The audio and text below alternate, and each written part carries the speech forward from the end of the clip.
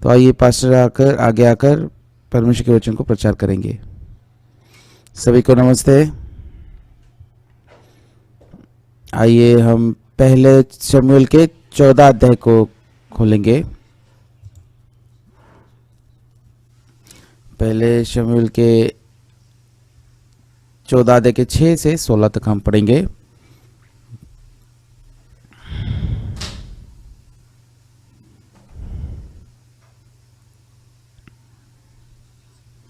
अगर आपको मिला है तो मैं पढ़ूंगा।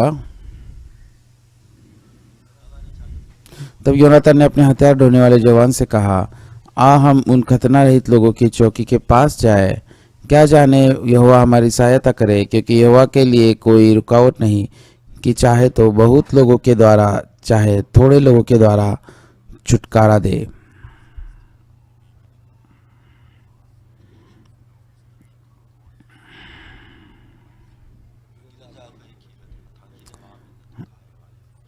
उसके हथियार ढोने वाले ने कहा, जो कुछ तेरे मन में है वो वही कर, उधर चल, मैं तेरी इच्छा के अनुसार तेरे संग करूंगा। योनातान ने कहा, सुन, हम उन मनुष्यों के पास जाकर अपने को उन्हें दिखाए।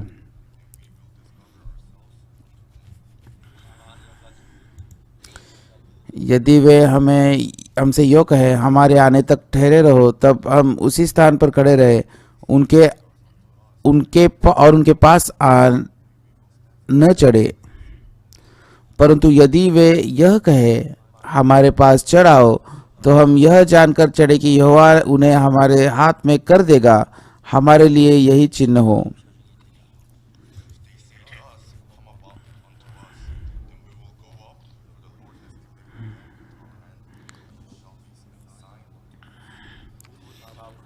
तब उन दोनों ने अपने को पलिश्तियों की चौकी पर प्रकट किया। तब पलिश्ती कहने लगे, देखो, इब्री लोग उन बिलों में से जहां वे छिपे थे निकल आते हैं।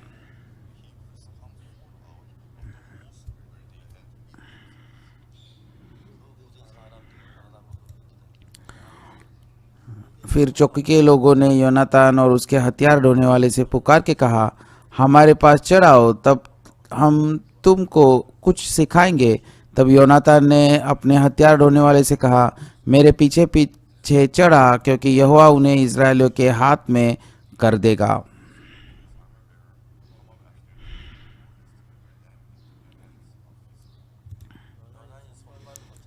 और योनातान अपने हाथों और पाँवों के बल चढ़ गया, और उसका हथियार ढोने वाला भी उसके पीछे पीछे चढ़ गया। पलिश्ती योनातान के सामने गिरते हुए उसका हथियार ढोने वाला उसके पीछे पीछे उन्हें मारता गया। यह पहला संहार जो योनातान और उसके हथियार ढोने वाले के द्वारा हुआ, उसमें आधे बीघे भूमि में 20 एक पुरुष मारे गए।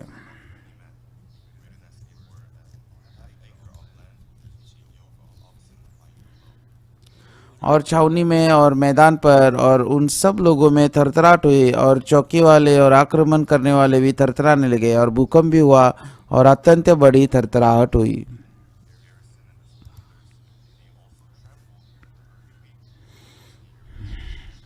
बिन्यामीन के गीबा में शाऊल के पहरुओं ने दृष्टि करके देखा कि वह भीड़ घटती जा रही है और वे लोग इधर उधर चले जा रहे हैं।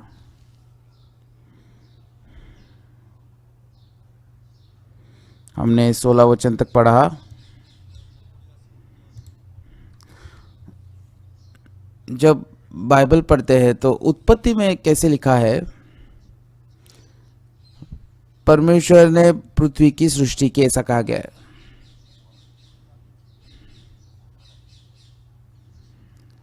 और जो पृथ्वी थी वो बेडौल थी और अंधकार से भरी थी।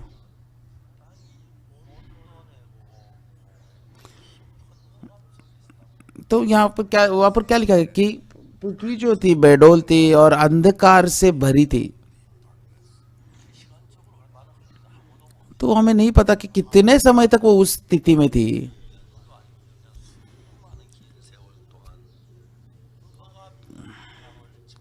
तो 1 साल के लिए भी नहीं, बहुत सालों से कितने सालों से वो पूरी तरह से गहरे अंधकार में वो पृथ्वी थी।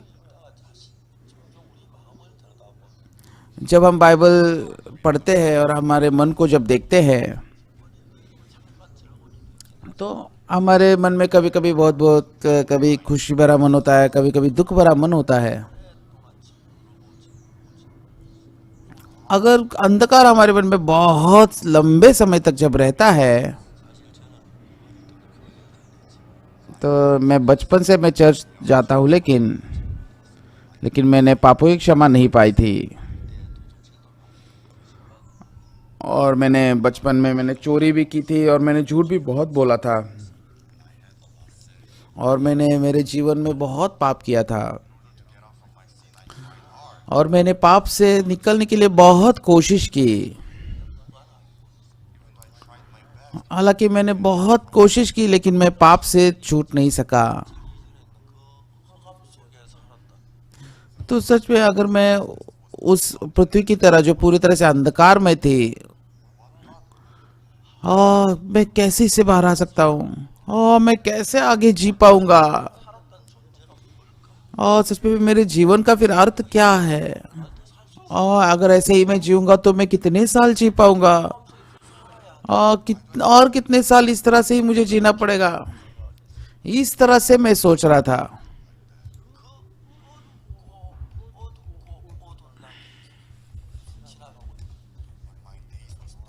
सच में मेरे जीवन के जो दिन थे अंधकार अंधकार अंधकार बन रहे थे और मैं थोड़ा सा भी प्रकाश नहीं देख पा रहा था। मुझे पता भी नहीं था कि प्रकाश क्या है। मतलब मैं ऐसे स्थान पर था जहां पर प्रकाश मेरे लिए कुछ भी नहीं था और मुझे पता भी नहीं था प्रकाश क्या होता है। लेकिन वचन क्या कहता है? उजियाला हो।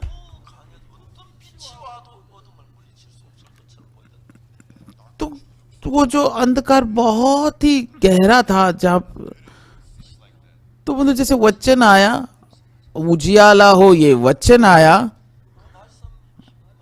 वो एक वचन ने पूरे अंधकार को बाहर निकाल दिया और पूरे दुख को, दर्द को, जो भी अंधकार से जुड़ी हुई सारी चीजें थी, सब कुछ खत्म हो गया। हालांकि मैं बचपन से मैं चर्च तो जाता हूं। मैं 19 साल की उम्र तक तो फिर मेरा जो मन था, मेरा जो जीवन था, अंधकार अंधकार अंधकार में जीतता गया। तो जब मैं पैदा हुआ था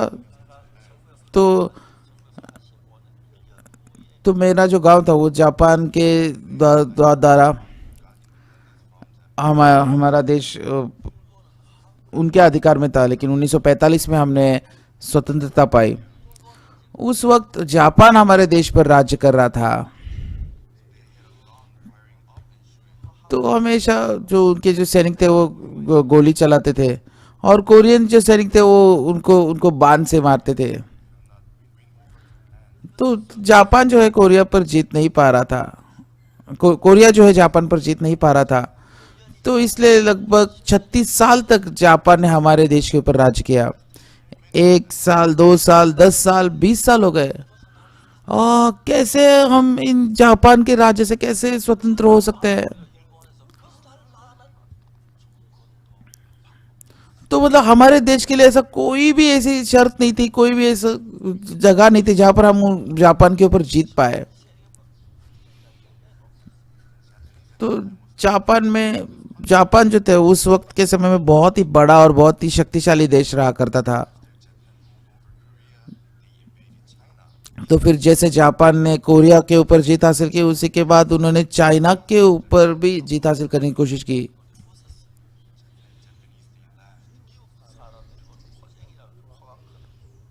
तो जापानीज जो लोग हैं वो अमेरिका को भी बहुत ही तुच्छ करते थे। वो कहते थे कि वहाँ के अमेरिकी लोगों की नाक बहुत बड़ी होती है। तो इसलिए लगातार अमेरिका जो है वो दखल अंदाजी करने की वजह से जापान और अमेरिका के बीच में हमेशा रिश्ता गड़बड़ का था।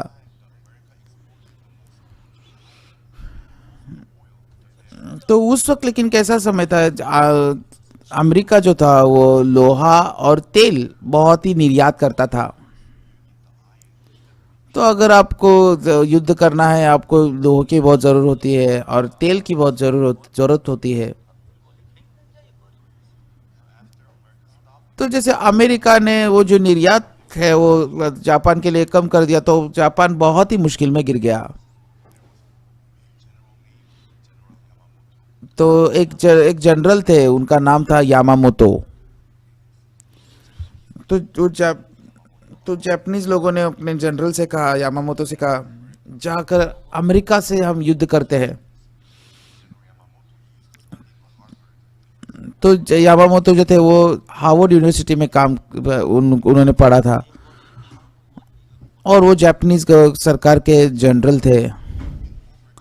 तो उन्होंने कहा कि क्या, तो उन्होंने कहा, उस जनरल ने कहा कि हालांकि हम जापान पर, चीन पर जीत हासिल कर सकते हैं, लेकिन अमेरिका पर हम जीत हासिल नहीं कर सकते, हम हार जाएंगे। तो जापानीज के सरकार ने कहा नहीं, ये हम आदेश देते हैं, तुम जाकर उन पर हमला करो।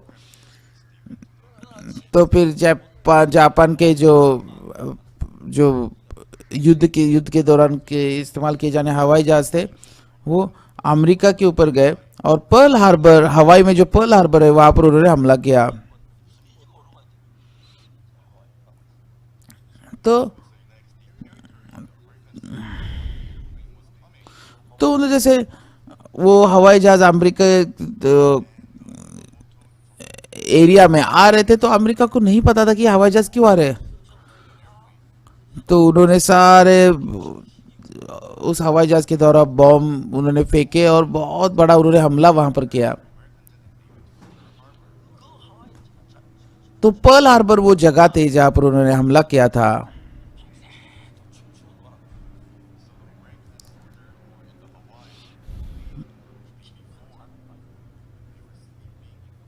तो उन्होंने रात को हमला किया था, जहां पर जो भी अमेरिकी सैनिक थे वहां पर वो सोए थे। और पूरी तरह से जो पर्ल हार्बर था वो पूरी तरह से खत्म हो गया था, पूरी तरह से बर्बाद हो गया। और वो जो एरिजोना नाम का जो जहाज था, उनका जहाज था, वो भी पूरी तरह से बर्बाद हो गया। तो अमेरिका मतलब हंसने लगा, क्यों ये हमसे लड़ना चाहते हैं।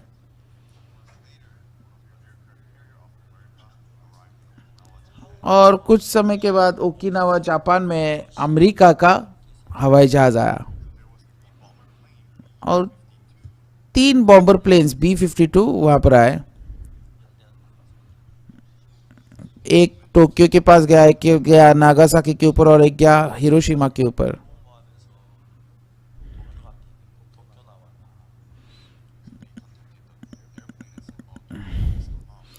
तो टोक्यो में देखा तो बहुत सारे बादल थे।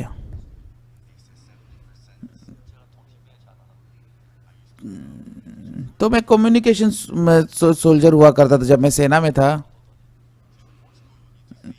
तो तो तो तो 7 अगर ये करना है तो टू टू दो, तो इस तरह दो चू चू दो, इस तरह से करना पड़ता है।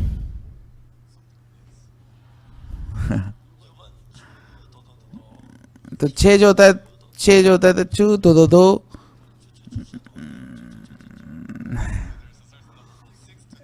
तो 6 से 10 तक इस तरह से किया जाता है। आपको समझ में आया ना?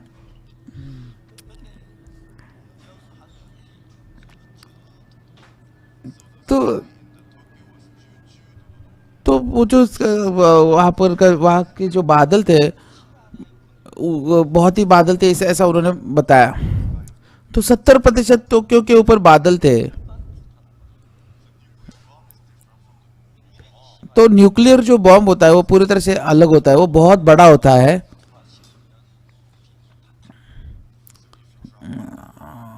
अगर वो हवाई जहाज नीचे से अगर फेंका जाएगा तो हवाई जहाज भी पूरा उड़ जाएगा, इसलिए आपको बहुत ऊपर जाकर उसको फेंकना पड़ता है। तो इसलिए अगर 70% अगर बादल है तो बहुत ही असंभव है वो बॉम्ब फेंकने के लिए। तो वो जो हवाई जहाज के जो पायलट थे वो बहुत ही डरे हुए थे। तो नागासाकी नागासाकी, तो उन्होंने सिग्नल दिया चू तो वो क्या था, 60% बादल थे। हाँ नहीं, नागासाकी में नहीं हो सकता। तो बाद में हिरोशिमा को उन्होंने कांटेक्ट किया। तो तो हिरोशिमा का कितना बादल था, उन्होंने सिग्नल भेजा दो चू चू, इसका मतलब 30%।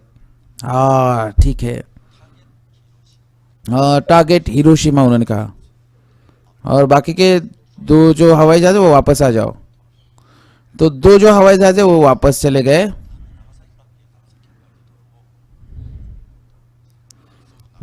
तो नागासाकी और टोक्यो के जो हवाई जहाज थे वो फिर से घूम गए।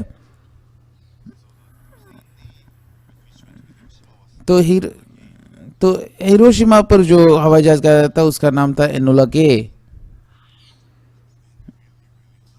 तो वो जो हवाई जहाज है धीरे धीरे धीरे करके नीचे आया।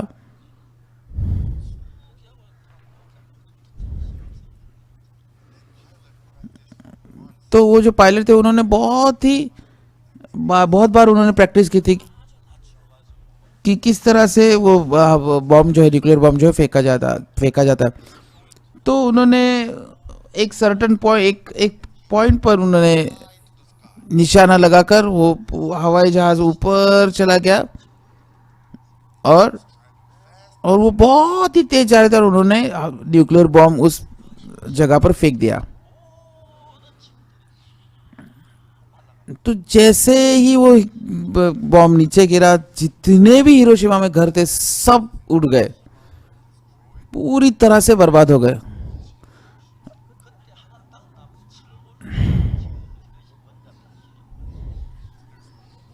सिर्फ एक ही, मतलब, तो आयरन टावर नाम का एक जो इमारत थी सिर्फ वही नहीं गिरी, बाकी सब घर जितने भी हिरोशिमा में थे पूरी तरह से खाक हो गए। तो इतनी गर्मी थी उस बॉम्ब की, तो बहुत सारे लोग जो है वो नदी में कूद गए। तो जो नदी थी पूरी लाशों से भर गई थी, और जापानीज लोगों को कुछ पता भी नहीं था हिरोशिमा को क्या हुआ, कनेक्शन भी पूरी तरह से टूट गया था। तो उनको लगा कि शायद हिरोशिमा को कुछ हुआ क्या।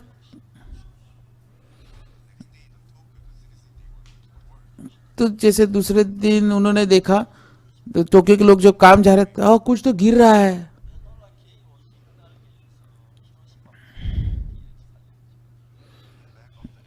तो एनोला के पीछे वाले हवाई जहाज ने हवाई जहाज ने जो बॉम्ब फेंका था उसका वीडियो वो निकाल रहे थे। कैसे किस तरह से हिरोशिमा पूरी तरह से बर्बाद हो गया वो देख उन्होंने वीडियो निकाला। तो उन्होंने हिरोशिमा पर न्यूक्लियर बॉम्ब फेंका था।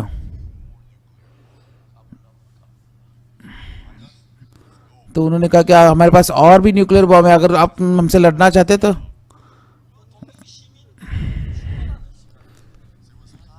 तो उस वक्त टोक्यो के लोग जो थे वो काम पर जा रहे थे, वो क्या है आसमान से क्या गिर रहा है। तो जैसे उन्होंने सबसे पहले उन्होंने वो जो हैंडबिल्स होते हैं वो हवाई जहाज से फेंके थे। जैसे लोगों ने हैंडबिल उधर देखा कि तो न्यूक्लियर बॉम्ब है, और फिर उन्होंने वो सारे लोग डर कर अपने बच्चों से लिपट कर खड़े थे। तो दूसरा जो निशाना था वो टोक्यो पर वो करने वाले थे। तो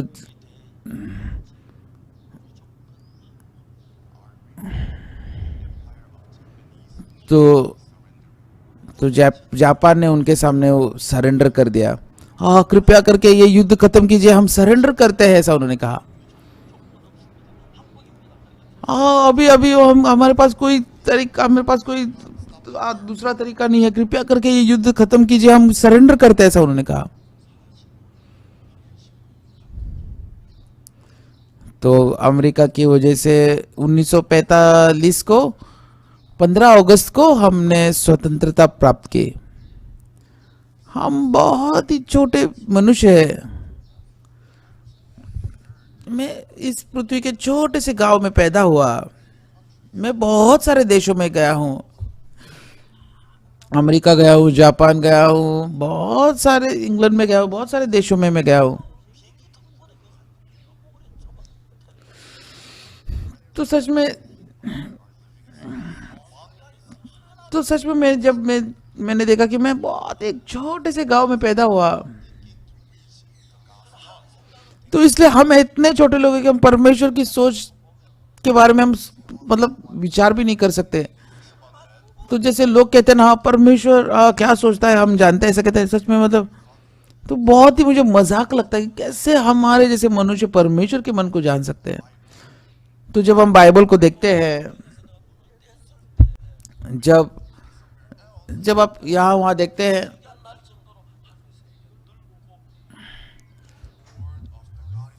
तो परमेश्वर का वचन इतना बड़ा है कि मतलब हम उसको मतलब नाप नहीं सकते हैं। तो शुरुआत में परमेश्वर ने आकाश और पृथ्वी की सृष्टि की, और जो पृथ्वी थी वो अंधकार बेडोल थी और अंधकार से भरी थी, और परमेश्वर का आत्मा जो था वो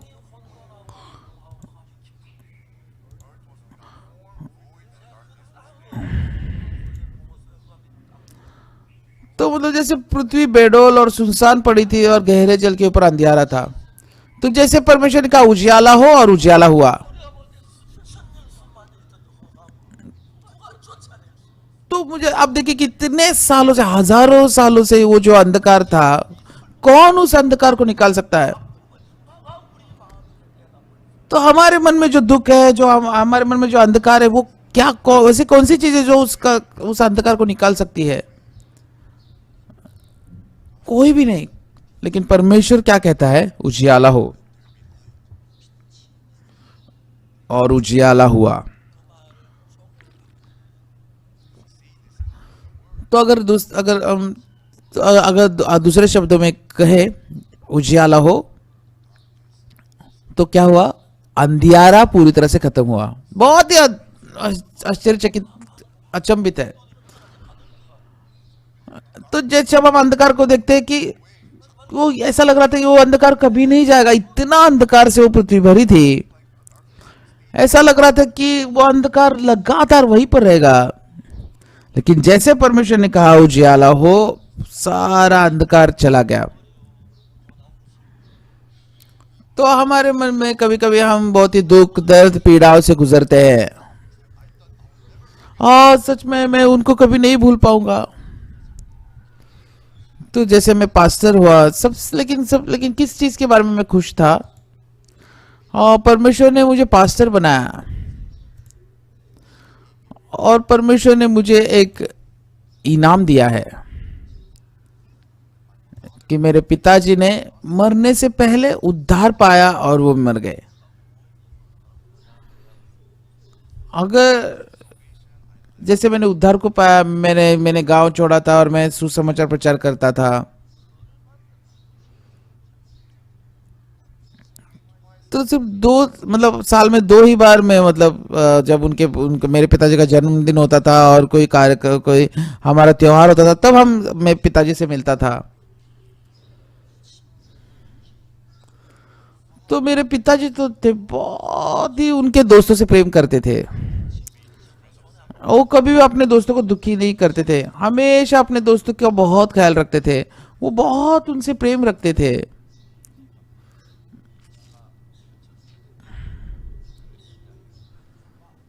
तो मतलब जैसे उस वक्त मैंने देगुक में हमारा चर्च शुरू किया था, और ज्यादा समय गुजरा भी नहीं था। तो जब मैं गांव गया तो मैंने पिताजी से कहा, पिताजी आप यीशु पर विश्वास कीजिए। मैं कैसे, मेरे मन में जो है वो मैं किसी 1 सेकंड के अंदर मेरे पिताजी के मन में डाल सकता हूँ। तो मतलब मेरा जो शब्द है वो उनके कान में तो जा रहा था, लेकिन वो जो शब्द है परमेश्वर का, वो उनके मन में नहीं उतर पा रहा था। लेकिन सिर्फ उनके दोस्तों के विषय में वो बहुत देखभाल करते थे। हाँ नहीं, मैंने मेरे दोस्त के मतलब दोस्तों के पास जाना है, कभी कभी हम शराब पियेंगे और मुझे जाना चाहिए, वो तो मेरा दोस्त है, मुझे शराब पीना पड़ेगा। तो इसलिए एक दिन क्या हुआ, उनको बहुत ही बड़ी बीमारी हुई, उनके उनको पेट का अल्सर हुआ। तो मेरा जो बड़ा भाई था, वो हमारा जो गांव का पुराना घर है वो फिर से तैयार करने के लिए, वो हमारे पास पैसे नहीं थे, इसलिए वो काम कर रहा था। तो मेरे पिताजी को 5 भाई थे। तो मेरे पिताजी का जो दूसरा भाई था वो जापान में था।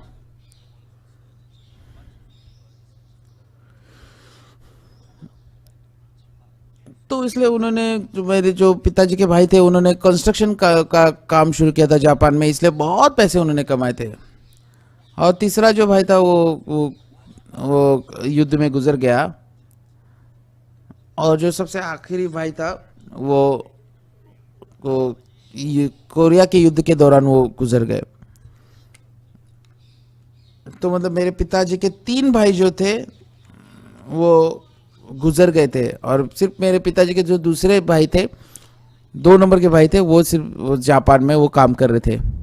तो फिर ऐसा समय आया कि जहाँ पर मेरे पिताजी बहुत ही गंभीर रूप से बीमार हो गए और वो मरने की हालत तक पहुंच गए। तो मेरे जो चाचा जी थे वो जापान में बहुत पैसा कमा रहे थे कंस्ट्रक्शन के द्वारा। तो फिर मेरे बड़े भाई ने हमारे चाचा जी से बात की।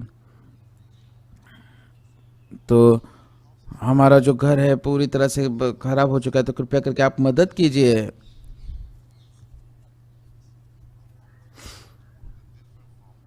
तो मेरे अंकल ने पूरी तरह से, मेरे जो चाचा जी थे, पूरी तरह से अलग बात की। तो उन्होंने, वो तो पूरी तरह से जापानी बन गए थे। उन्होंने कहा कि नहीं, हम तुमको मदद नहीं करेंगे। वो हमें मदद कर सकते थे, लेकिन उन्होंने कहा कि नहीं, हम मदद नहीं करेंगे। हाँ ठीक है, अगर तुम मेरे भतीजे हो तो ठीक है, अगर तुम मेरे साथ काम करोगे तो मैं तुम्हें कुछ पैसे दूंगा, और मैं तुम्हें रहने के लिए जगह भी दूंगा और खाने के लिए खाना भी दूंगा। तो क्योंकि जापान में उस वक्त बहुत ही पैसा कमाते थे, कोरिया के हिसाब से 10 गुना ज्यादा जापान में लोग कमाते थे। तो इसलिए मेरा भाई वहां पर जाकर 6 महीने उसने काम किया। तो फिर मेरे मेरे भाई ने कहा कि मैं जब तक जापान जाता हूँ तो क्या तुम पिताजी की देखभाल कर सकते हो। मेरे भी मन में सच में मैं पिताजी की देखभाल करना चाहता था। तो इसलिए क्योंकि मेरा चर्च बहुत ही छोटा है, ठीक है, मैं पिताजी की सेवा करूंगा, ऐसे मैंने कहा। तो मेरे पिताजी मेरे घर आए थे और मेरे साथ 6 महीने वो रहे, और उस दौरान उन्होंने उद्धार को पाया। तो मतलब जो वो पेट के अल्सर की वजह से उनको बहुत तकलीफ हो रही थी।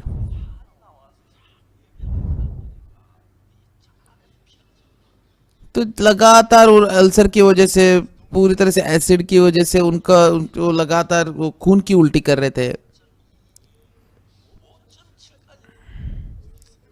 तो उनका जो हीमोग्लोबिन था तो 8.4 से लेकर 5.3 तक इतना कम हो गया था शरीर में। तो लगातार वो अल्सर की वजह से लगातार वो दवाई भी खा रहे थे, लेकिन वो उस वक्त इतनी दवाइयाँ भी अच्छी नहीं थी, लेकिन उनकी तबीयत जो है लगातार खराब खराब हो रही थी। तो फिर मैंने पिताजी से कहा कि पिताजी, क्या आप यीशु पर विश्वास करते। तो हमेशा वो क्या कहते थे पहले, मेरे मेरे दोस्त की शादी है, तो फिर मुझे, तो मेरे दोस्त का जन्मदिन है, तो मुझे जाकर शराब पीना पड़ेगा ना, और ठीक है, तब मैं शराब बंद करूंगा और फिर मैं यीशु पर विश्वास करूंगा। तो उनको क्या लग रहा था कि मतलब यीशु पर विश्वास करने से पहले उनको शराब छोड़नी है, ऐसा उनको वो सोचते थे। तो वो हमेशा जब भी मैं प्रचार करता था वो कहते थे अगले साल अगले साल। हाँ नहीं, मेरे दोस्त के बेटे की शादी है ना, तो मुझे शराब पीनी पड़ेगी। लेकिन मुझे लगता है कि परमेश्वर ने सच में उनको उद्धार देने के लिए परमेश्वर ने उनको ये बीमारी दी। तो सच में बहुत ही बड़ा उनको वो स्टमक का, पेट का अल्सर हुआ था। तो फिर एक दिन उन्होंने मुझे बुलाया, और उनसु के पिता, तुम बाहर हो क्या। तो हमेशा मेरे पिताजी मुझे मेरे बेटी के पिता, मतलब मेरी बेटी के नाम से बुलाते थे, उनसे के पिता ऐसे करके बुलाते थे। तो फिर मेरे पिताजी जो थे बेड पर लेटे थे, और वो जब जैसे मैं उस कमरे में गया वो बैठ गए, और जैसे ही वो बैठे उन्होंने खून की उल्टी की। मैंने वो पहली बार देखा कि इतने मतलब खून की उल्टी उन्होंने की, तो मैं बहुत ही आश्चर्यचकित हुआ। तो बहुत ही पिताजी की हालत गंभीर हो गई थी। तो मैं, मेरे पिताजी और मेरे पत्नी ने जैसे वो देखा, हमने तीनों ने भी सोचा कि अभी बस, अभी अब मेरे पिताजी खत्म हो जाएंगे। तो हमने सारा वो खून वहाँ पर साफ किया और वहाँ पर उनको नया ब्लैंकेट दिया। मैंने धीरे से पिताजी से पूछा, पिताजी आप ठीक है क्या? हाँ मैं ठीक हूँ। और पिताजी, अगर कभी भी आप गुजर जाएंगे,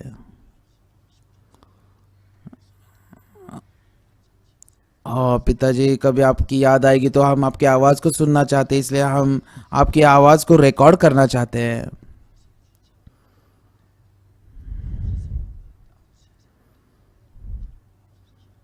और सच में आप, अगर आप कुछ कहना चाहते हैं तो आप कहिए। हमेशा आप, जब आप हमको आपकी याद आएगी तो आपके मरने के बाद हम इसको सुना करेंगे। तो उन्होंने खून की उल्टी की थी, तो मुझे लगा कि शायद वो कुछ, मतलब मुझे लगा कि अभी वो गुजर जाएंगे। तो 1 घंटे के लिए उन्होंने उनके जो आखिरी शब्द थे उन्होंने कहे। तो जो टेप था वो 1 घंटे का टेप था रिकॉर्डर में। तो ख़त्म होने के बाद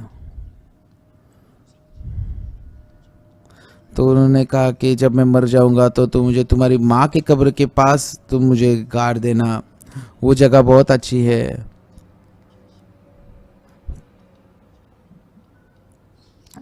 तो जो मिस्टर किम है, उनको उनको मेरे शरीर को नहलाने के लिए बोला, क्योंकि उनको कुछ भी गंदा नहीं लगा, क्योंकि बचपन से उन्होंने मेरी बहुत देखभाल की है।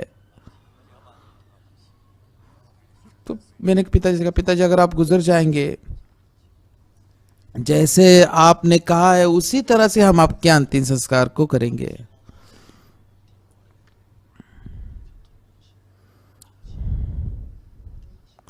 तो हालांकि आपका शरीर तो पिताजी आपके माँ के पास हम गाड़ देंगे, लेकिन पिताजी आपकी आत्मा के बारे में क्या? आपका आत्मा कहाँ जाएगा? तो पिताजी मेरे, मतलब सच में मृत्यु के सामने खड़े थे।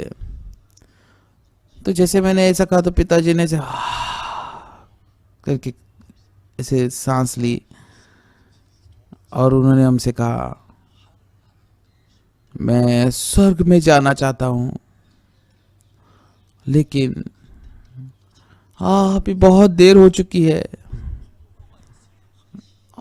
मैं, मुझे कुछ तो अच्छा करना चाहिए ना स्वर्ग जाने के लिए। इस तरह से बहुत ही दयनीय अवस्था में वो बता रहे थे। तो मैं सोचता हूँ कि आप सब लोग पास्टर क्यों नहीं बनते? मैं सच में विश्वास करता हूँ कि, मैं चाहता हूँ कि सच में हमारे गंगनम चर्च में अगर 500 पास्टर बन जाएंगे तो बहुत अच्छा है। तो सच में मेरे, तो जैसे, मतलब जैसे मैं पास्टर बनने बनने के बाद मेरी बहुत सारी इच्छाएं पूरी हुई है। तो जैसे मेरे पिताजी की हालत जैसे बहुत ही गंभीर हो गई थी, मुझे पता था परमेश्वर ने ये सब कुछ किया है। तो परमेश्वर ने उसकी उनकी जो जितनी भी अपेक्षाएं थी सब खत्म कर दी। तो एक बेटा होने के नाते, जैसे मैं पिताजी के पास था, तो सच में जैसे मैंने उनको सुसमाचार प्रचार किया, जैसे उन्होंने सुसमाचार को स्वीकार किया, मैं हंसू या रो मुझे पता नहीं था। तो सच में मतलब 100 बार 1000 बार उनको क्या बताना चाहता हूँ, और परमेश्वर बहुत धन्यवाद। और सच में परमेश्वर ने हमारे पिताजी को उद्धार देने के लिए, और पिताजी ने खून की उल्टी की, इसलिए उनका वो सुसमाचार सुन सके।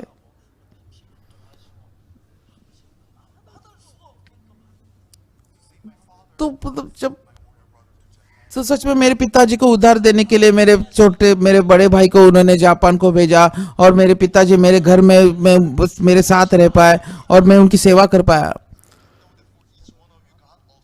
तो हम क्या देख सकते, परमेश्वर आपको उधार देने के लिए भी आपके जीवन में भी परमेश्वर ने उसी तरह से काम किया है। तो जैसे मेरे पिताजी गुजर गए, मेरे बड़े भाई को बहुत ही बुरा लगा। उसने कहा कि हाँ, मैं बहुत ही बुरा बेटा हूं, लेकिन मैं बहुत ही खुश था, मेरे मन में बहुत ही खुश था। हालांकि मतलब मैं अंतिम संस्कार के दौरान मैं तो ये कह नहीं सकता था, लेकिन मेरे मन में मैं बहुत खुश था। तो पिताजी गुजरने के बाद मेरे भाई ने कहा कि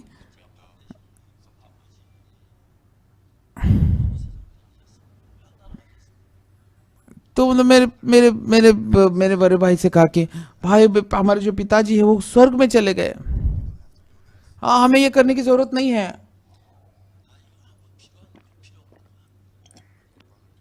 लेकिन नहीं, मैं मेरे भाई ने कहा कि नहीं, मैं ये करना चाहता हूँ, लेकिन मैं बुरा बेटा हूँ, कुछ ना कुछ उनके लिए करना चाहता हूँ। और मैं ये करने के बाद सच में तुम मुझे बताओ मत, मुझे नहीं करना चाहिए सब मत बताओ, मैं ये करना चाहता हूँ।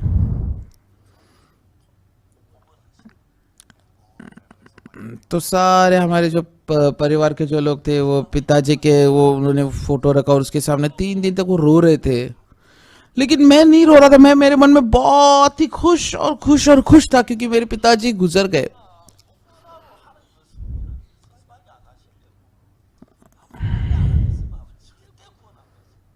और सच में अगर परमेश्वर इस तरह से मेरे जीवन पिताजी के जीवन में ऐसा नहीं करते, तो सच में मेरे पिताजी बिल्कुल भी उद्धार नहीं पा सकते थे।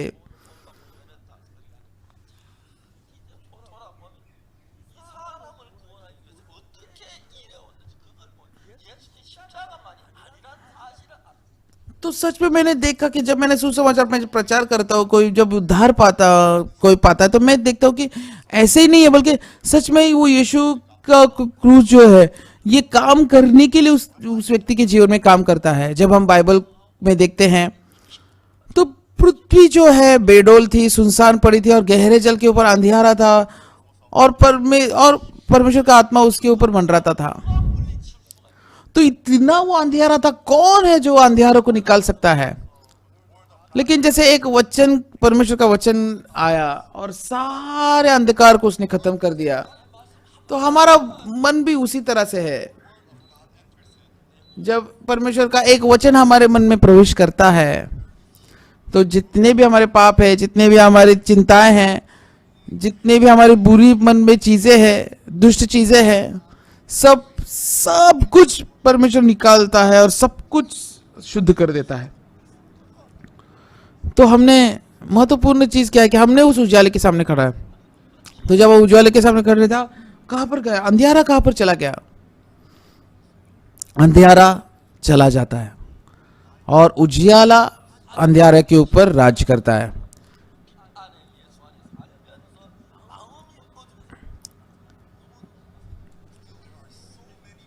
तो आज भी बहुत सारे लोग हैं जो इस अंधियारे में, मतलब हालांकि यीशु के उजाले के साथ जीते हुए भी इस अंधियारे को मन में लेकर जी रहे हैं। आज हमने बाइबल को पढ़ा, परमेश्वर ने शाऊल को राजा बनाया। तो उस शाऊल ने जैसे राजा बना, वो उसने उनके सोच के अनुसार वो जीने लगा, परमेश्वर की उसने नहीं सुनी, और उसको बहुत ही बड़ा फिलिस्तीनी के साथ युद्ध करना था। तो बाइबल में क्या लिखा है?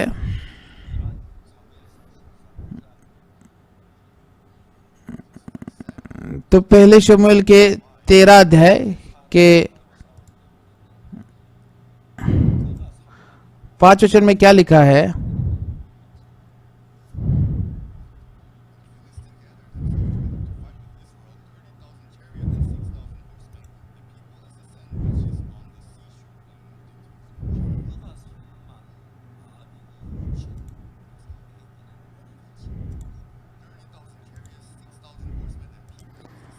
फलिस्ती इजराइल से युद्ध करने के लिए इकट्ठा हो गया, अर्थात 30,000 रथ और 6,000 सवार और समुद्र तीर की बालू की किनकों के समान बहुत लोग इकट्ठा हुए। तो जब हम इस वचन को उत्पत्ति के एक अध्याय के वचन में, तो सच में ऐसा लगता है कि सच में जैसे वो पृथ्वी पूरी तरह से अंधकार में थी और बेडोल थी और फलिस्ती और इजराइल के लोग युद्ध कर रहे थे और इजराइल के पास सिर्फ कुछ ही सैनिक थे, कुछ ही लोग थे। तो यहां पर क्या लिखा है कि 30,000 रथ और 6,000 सवार और समुद्र तीर की बालू के किनकों के समान बहुत से लोग इकट्ठा हुए।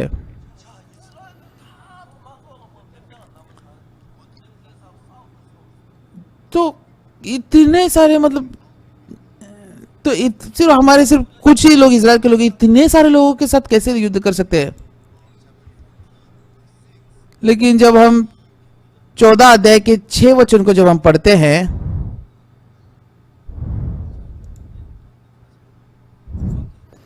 तब योनातान ने अपने हथियार ढोने वाले जवान से कहा, आ हम खतना रहित लोगों की चौकी के पास जाए, क्या जाने यहोवा हमारी सहायता करे।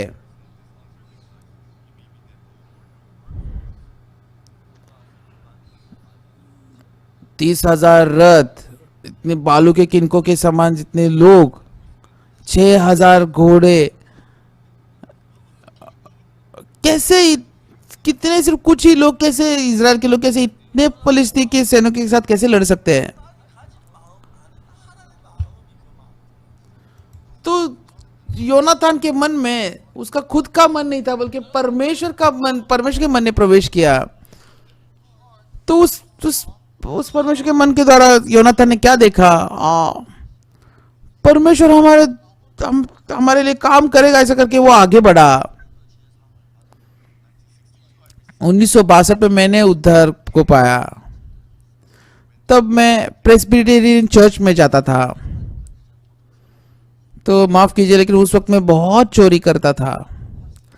मैं बहुत उस वक्त भूखा था। तो फिर हम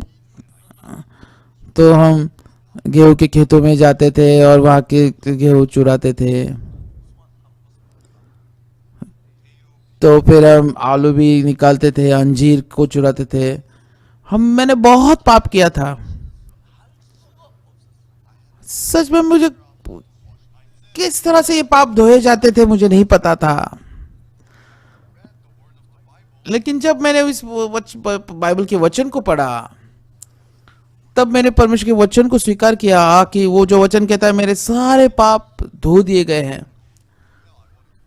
सच में मैं नर्क नहीं जाना चाहता था, मैं पापों की क्षमा पाना चाहता था।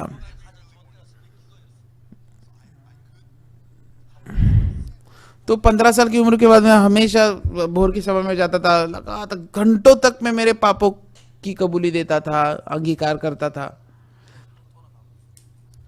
तो भोर के समय में सब लोग प्रार्थना करके घर जाते थे।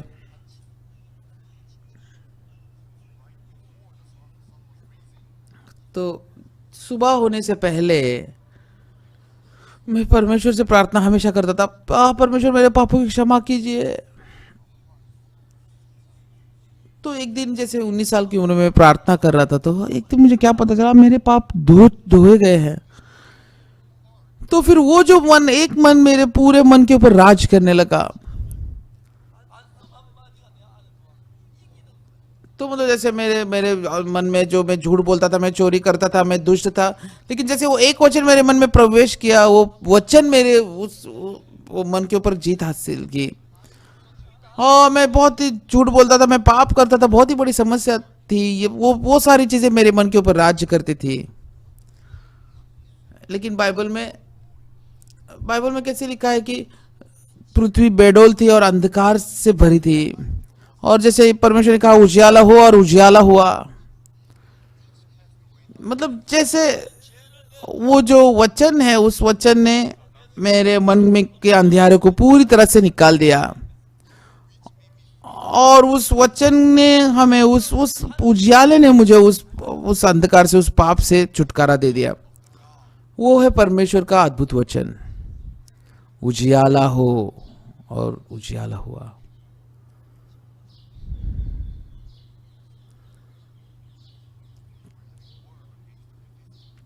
तो यहाँ पर इस्राएल के लोग फलिस्ती के साथ युद्ध कर रहे थे। तो योनातान ने क्या कहा,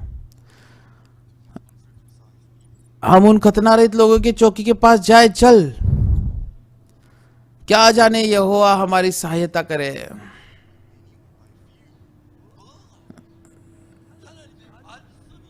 क्योंकि यहोवा के लिए कोई रुकावट नहीं, कि चाहे तो बहुत लोगों के द्वारा चाहे थोड़े लोगों के द्वारा छुटकारा दे। तो हालांकि 30,000 रथ है, 6,000 घोड़े हैं और भालू के किनकों के समान वहां पर सैनिक है, लोग हैं।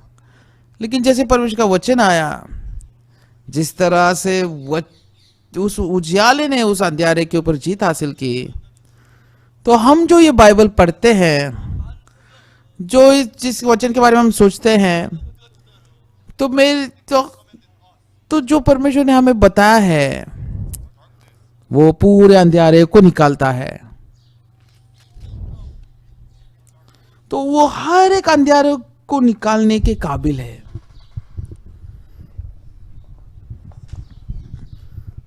तो उस सुबह मुझे पता चला कि मेरे सारे पाप धो दिए गए हैं।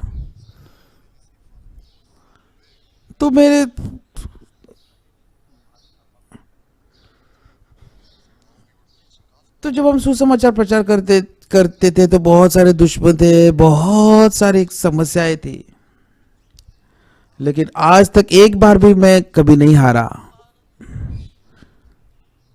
इतने सारे अंधियारों को एक वचन ने पूरी तरह से खत्म कर दिया। जब मेरे मन में परमेश्वर का वचन नहीं होता, तब हालांकि मेरे मन में परमेश्वर का वचन है, लेकिन जब मैं विश्वास नहीं करता, तब तो फिर मुझे डर लगने लगता है, तब मैं बीमार होता हूं, तब मैं दुख में गिर जाता हूं।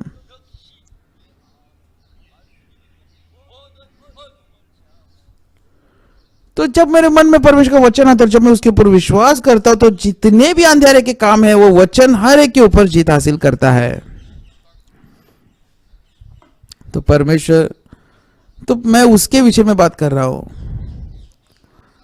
और चल, उस खतना रहित लोगों के पास हम जाते हैं और वहां पर बहुत सारे सैनिक है, सिर्फ योनातान और उसका शस्त्रवाहक है। तो वो दीवार के ऊपर चढ़ रहा है। अगर योनातान को कोई लात मार देगा तो वो ऊपर से गिर जाएगा।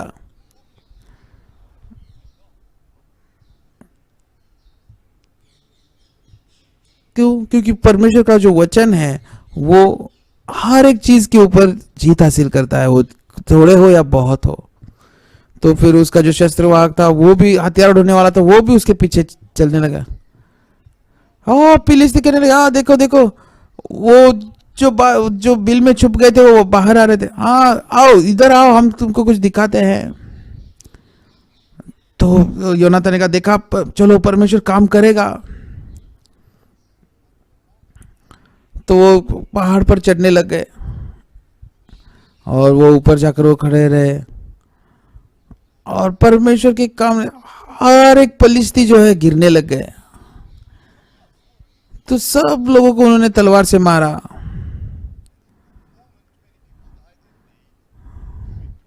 तो एक ही क्षण में जैसे 20 लोग खत्म हो गए और फिर आगे जाकर उन्होंने जीत हासिल की। तो हम जो है परमेश्वर के काम को करते हैं। बहुत सारे लोग हमें झूठा प्रचार करने वाले कहते हैं। जब मैं साउल में पहली बार आया था, तो उस वक्त 27 सोचोगु एरिया के 27 पास्टर लोग जो थे और एक पुलिस ऑफिसर मुझसे कह रहे थे।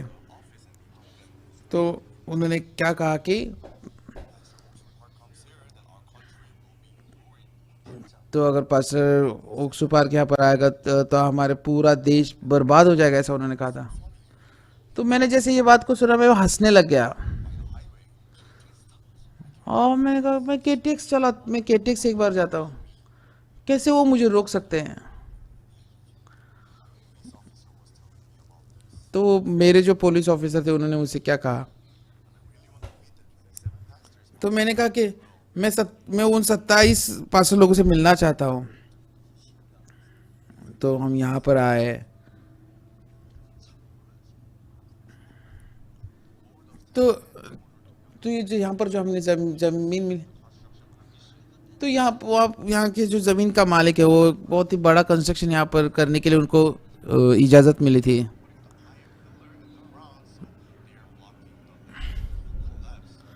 तो पीछे के बाजू जो पहाड़ है वो पहाड़ गिर ना जाए इसलिए आयरन के जो लोहे के ब्लॉक्स है वो वहां पर लगा रहते हैं।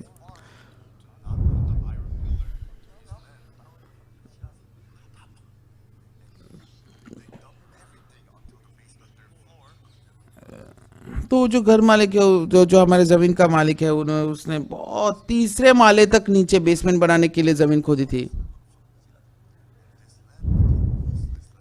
तो फिर उसकी वजह से ऐसा हुआ कि वो ये जो जमीन है पूरी तरह से मतलब इस्तेमाल न करने लायक बन गई।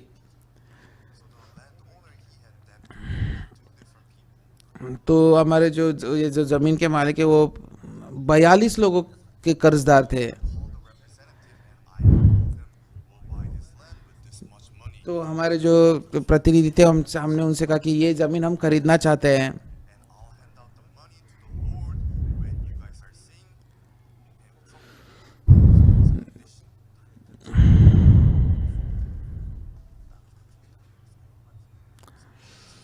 तो हमने कहा कि जो 42 लोग हैं उन्होंने उन्होंने अगर वो एनओसी देंगे कि हम ये इजाज़त देते हैं ज़मीन बेचने के लिए, तो तो जैसे हमने उनको पैसे दिए सब लोगों ने साइन किया और उस तरह से हमने ये ज़मीन पाई।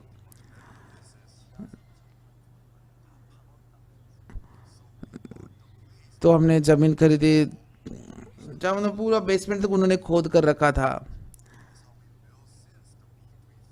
तो इसलिए हमारा जो बेसमेंट है वो 3 माले का हमारा बेसमेंट है। तो हमने कभी उसके बारे में सोचा नहीं था। लेकिन जब भी आप हाईवे से यहाँ से सउल से गुजरेंगे तो आपको गंगनम चर्च दिखाई देगा। तो जब आप हाईवे से गुजरते हैं आपको गंगनम चर्च दिखाई देता है। तो मतलब आप ये मुश्किल नहीं है हमारा चर्च ढूंढने के लिए, आप जैसे हाईवे से हमारा चर्च पूरा दिखाई देता है।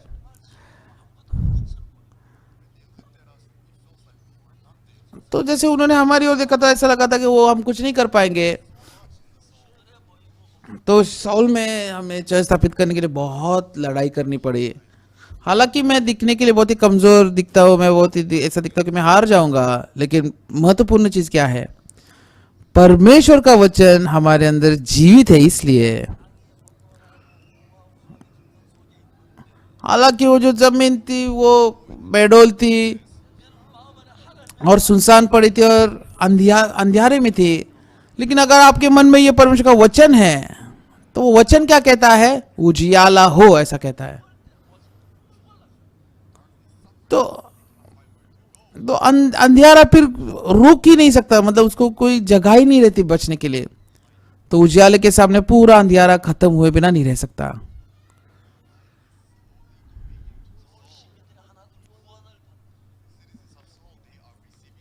तो जैसे ये जो उजियाला है ये साउल के शहर में आया और धीरे धीरे लोग पापों की क्षमा पाने लगे। सिर्फ साउल में ही नहीं, तो साउल में हमने बहुत सारे चर्चेस बनाए।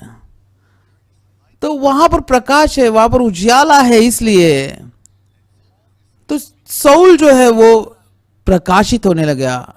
सिर्फ साउल नहीं, सिर्फ साउथ ईस्ट एशिया ही नहीं, पूरी दुनिया।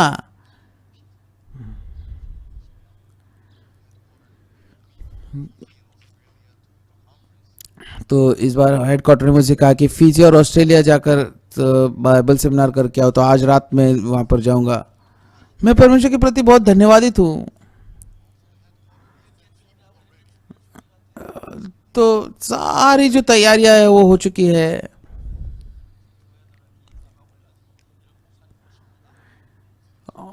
तो जो पहले की जो टीम थी, हाँ पास्टर इस बार आ रहे हैं, तो उन्होंने सारी जगह ढूंढ ली है, सब कुछ तैयार किया है। तो सच में पूरे दुनिया भर में अभी गुड न्यूज मिशन जो है वो बहुत ही आगे बढ़ रहा है,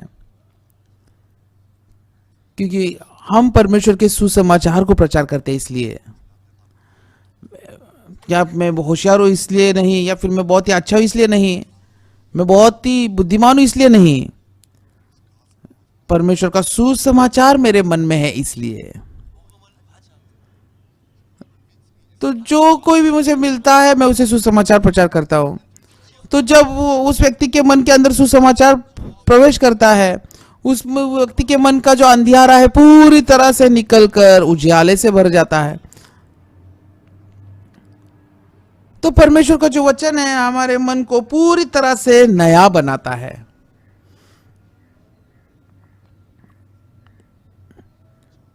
तो योनाथन जो शाऊल का जो बेटा था उसने देखा,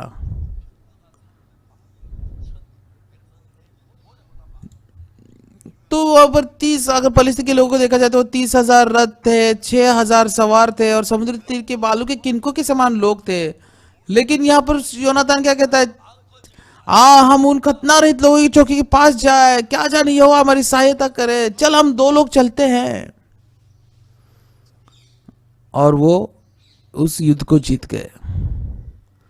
तो वही युद्ध हम लगातार कर रहे हैं। तो मुझे अच्छा होने की भी जरूरत नहीं है, मुझे कोई होशियार होने की जरूरत भी नहीं है, और मुझे कोई मतलब उसकी तैयारी करने वाले व्यक्ति बनने की जरूरत नहीं है। तो क्योंकि परमेश्वर का वचन मेरे मन के अंदर है इसलिए।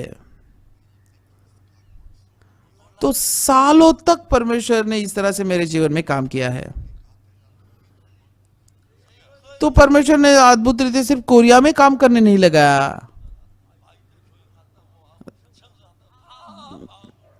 तो सच में जैसे हम माइंड एजुकेशन करते हैं, जैसे हम ग्राशिया स्क्वायर करते हैं, उसकी वजह से सब लोगों ने मन खोला। जब मैं एस्वातिनी गया था, मैं जब वहां मतलब पहुंचने तक मुझे नहीं पता था कि ऐसा काम होने वाला है। जैसे मैं एस्वातिनी एयरपोर्ट पर गया तो मैं इमिग्रेशन के लाइन में खड़ा था और एक व्यक्ति मेरे पास आए, क्या आप मिस्टर पाक है? हाँ, मैं कोरिया से पाकुक्सु हूँ। आपको मेरा नाम कैसे पता? आप मेरे पीछे आइए।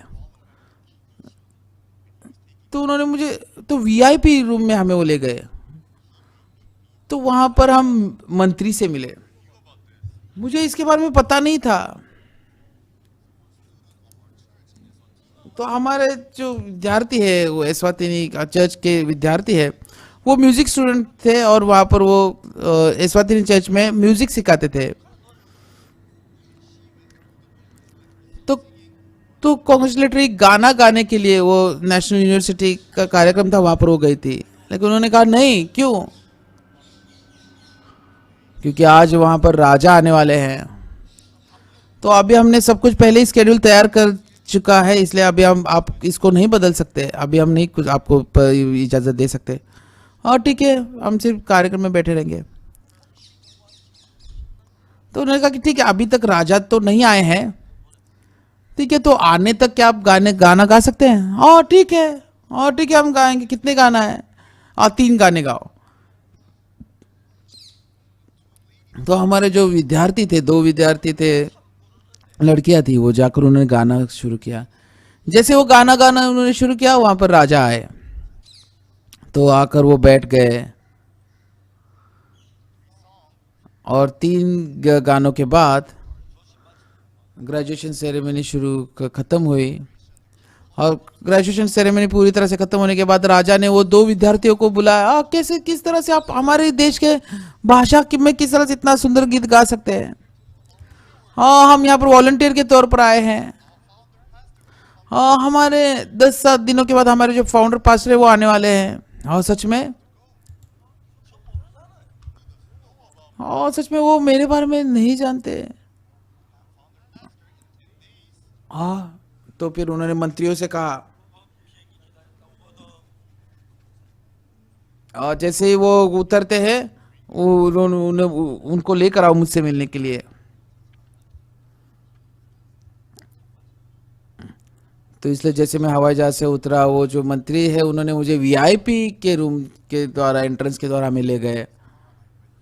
और फिर वो मंत्री जी की गाड़ी से हम राजा को मिलने गए। उस वक्त हमें कुछ नहीं पता था तो फिर मैंने वो मंत्री से पूछा मुझे कितना देर समय मिलेगा राजा जी से बात करने के लिए। उन्होंने कहा कि 40 मिनट। तो मैंने ठीक है। तो फिर 40 मिनट के लिए मैंने सब कुछ तय किया। तो मैंने सोचा कि सच में 40 मिनट के अंदर मुझे सुसमाचार प्रचार करना है। तो फिर हम एक दूसरे से अभिवादन किया, उसमें 10 मिनट चले गए। तो 30 मिनट में मैं कैसे सुसमाचार प्रचार करूं? तो फिर मैंने पूरा हिसाब करके मैंने सुसमाचार 30 मिनट में प्रचार किया। तो फिर 30 मिनट के बाद मैंने खत्म किया। तो फिर राजा जी ने क्या कहा, पास्टर और थोड़ा सा अगर प्रचार कर सकते हैं क्या? तो अगर राजा जी ने कहा है तो करना पड़ेगा ना। तो मैंने और आधा घंटा उनको प्रचार किया। फिर से राजा जी ने कहा पास्टर थोड़ा प्रचार करेंगे तो अच्छा होगा। तो सच में ऐसा हो सकता है? तो 30 मिनट के लिए 3 बार मैंने 90 मिनट के लिए उनको प्रचार किया और राजा ने उद्धार को पाया। आपको पता है तो राजा ने बाद में क्या कहा, पास्टर आप सच्चे परमेश्वर के सेवक हैं। मैं आपको जमीन देना चाहता हूं। आपका सेंटर यहां पर बना दिए, पास्टर आपका घर भी यहां पर बनाइए। और आप जब भी आप यहां पर आएंगे आपको होटल में जाने की जरूरत नहीं, आपके घर में आप रहिए। तो हमें लगभग उन्होंने 15 एकड़ जमीन दी। तो उन्होंने हमें एक बहुत ही बड़े पहाड़ पर वो जमीन दी। तो मैंने राजा जी से कहा कि हमारे जो विद्यार्थियों के पास गाड़ी नहीं है तो वो शहर के पास अगर जमीन रहेगी तो अच्छा होगा। तो शहर के पास कोई सरकार की जमीन नहीं थी, उनकी खुद की जमीन थी। तो राजा जी ने उनके खुद की 15 एकड़ जमीन हमें दी। तो मुझे लगता है कि हाँ क्या इतना क्यों मांग रहे, ऐसा उन्होंने कहा होगा। लेकिन तो वहां की जो जमीन इतनी सुंदर है, वहां के पेड़ इतने सुंदर कि मतलब हमने उन पेड़ों को नहीं निकाला। तो सच में मैंने कहा कि मैं सच में वो पेड़ों को वैसे ही रखना चाहता हूँ, कृपया करके और थोड़ी जमीन आप हमें देंगे क्या? तो उन्होंने हमें 30 एकड़ जमीन दी। तो अभी मतलब वहां का जो सेंटर है पूरी तरह से मतलब बन चुका है।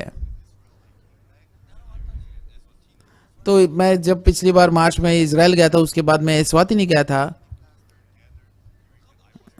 तो एस्वातिनी के 2000 पास्टर लोग वहां पर इकट्ठा हुए थे।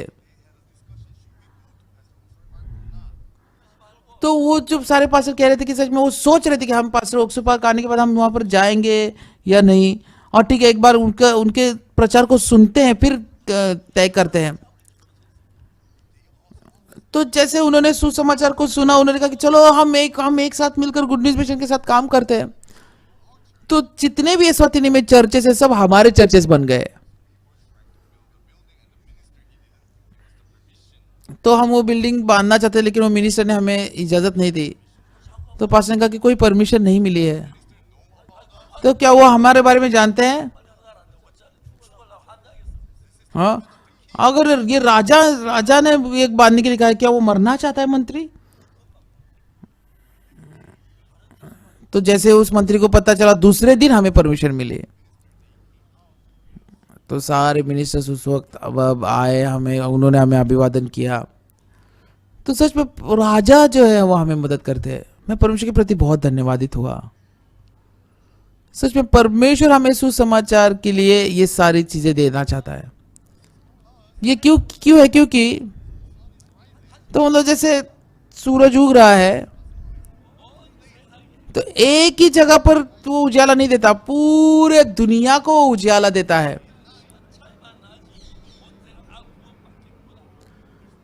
तो हालांकि वो सिर्फ समय का फर्क है लेकिन पूरे दुनिया के लोग उद्धार पाएंगे और वो काम हम कर रहे हैं। कितना धन्यवादित काम है। तो वहां पर अगर देखा जाए तो 30,000 रथ थे, 6,000 सवार थे और बालू के किंकों के समान लोग थे। कैसे योनातान और उसका जो हथियार ढोने वाला 2 लोग कैसे जीत हासिल कर सकते हैं? लेकिन योनातान परमेश्वर पर विश्वास करता था। हम उन खतना रहित लोगों की चौकी के पास जाए, क्या जाने यहोवा हमारी सहायता करे, क्योंकि यहोवा के लिए कोई रुकावट नहीं कि चाहे तो बहुत लोगों के द्वारा चाहे थोड़े लोगों के द्वारा छुटकारा दे। वो आगे गए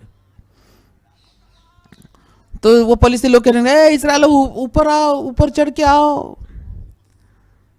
तो वो जो पहाड़ था बहुत ही ऊपर था और वो ऊपर गए और सब लोग गिर गए।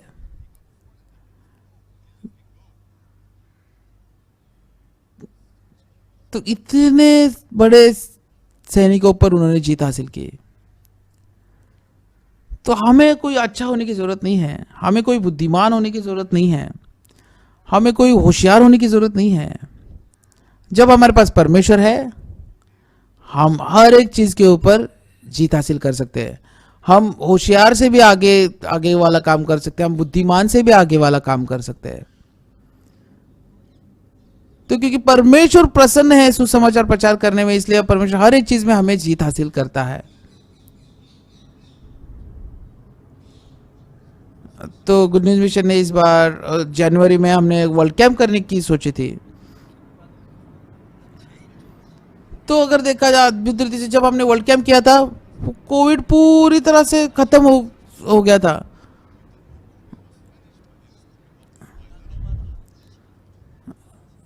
तो सच में परमेश्वर हमें जरूर मदद करेगा, मेरे पास ऐसा मन था। तो सच में वो करने के लिए सच में ऐसा लग रहा था कि नहीं कर पाएंगे, लेकिन हमारे भाई बहन जो है वो इस बार रिट्रीट को भी आने वाले थे। 2 साल तक वो रिट्रीट के लिए नहीं आए थे, इस बार रिट्रीट भी हम बहुत ही अच्छे रूप से कर पाए। तो क्योंकि हर एक चीज जो है परमेश्वर के द्वारा हमारे मिशन में होती है। परमेश्वर की महिमा किए बिना हम नहीं रह सकते। क्या आज भी आप खुद को देख रहे हैं? तो आप कितने अच्छे ये महत्वपूर्ण नहीं है, आप कितने बुद्धिमान है ये महत्वपूर्ण नहीं है, आप ज्यादा है ये भी महत्वपूर्ण नहीं है, परमेश्वर हमारे साथ है या नहीं ये महत्वपूर्ण है। तो जो भी आप उद्धार पाए हुए हमारे सारे भाई बहन, हम परमेश्वर के लोग हैं और परमेश्वर हमें हर एक चीज के ऊपर जीत देगा। मैं एक बार भी जिंदगी में नहीं हारा, इसलिए कि क्योंकि मैं होशियार हूं इसलिए नहीं, या तो मैं बहुत ही अच्छा हूं इसलिए नहीं, क्योंकि परमेश्वर मेरे साथ है इसलिए मैं कभी नहीं हारा। हम परमेश्वर के लोग हैं। आइए हम निडरता से सुसमाचार प्रचार करें। हम जीत सकते हैं, हम जीत हासिल करेंगे, हम जरूर जीतेंगे, ये विश्वास कीजिए। ऐसा लगता है कि हम हार जाएंगे, हमारे सोच में ऐसा लगता है कि हम गिर जाएंगे, ऐसा लगता है कि बहुत दुश्मन बहुत ज्यादा है, लेकिन ऐसा कोई नहीं है जो हमारे अंदर जो परमेश्वर है उसको रोक सकता है। हम उद्धार पाए हुए लोग हैं और हम ऐसे लोग हैं जो परमेश्वर के लिए काम करते हैं। तो हमारा जीतना और हारना परमेश्वर के हाथ में है। तो बिल्कुल भी आप मत डरिए और आप विश्वास से कदम आगे बढ़ाइए। मैं विश्वास करता हूं कि परमेश्वर आप सबको आशीषित करेगा। बहुत बहुत धन्यवाद।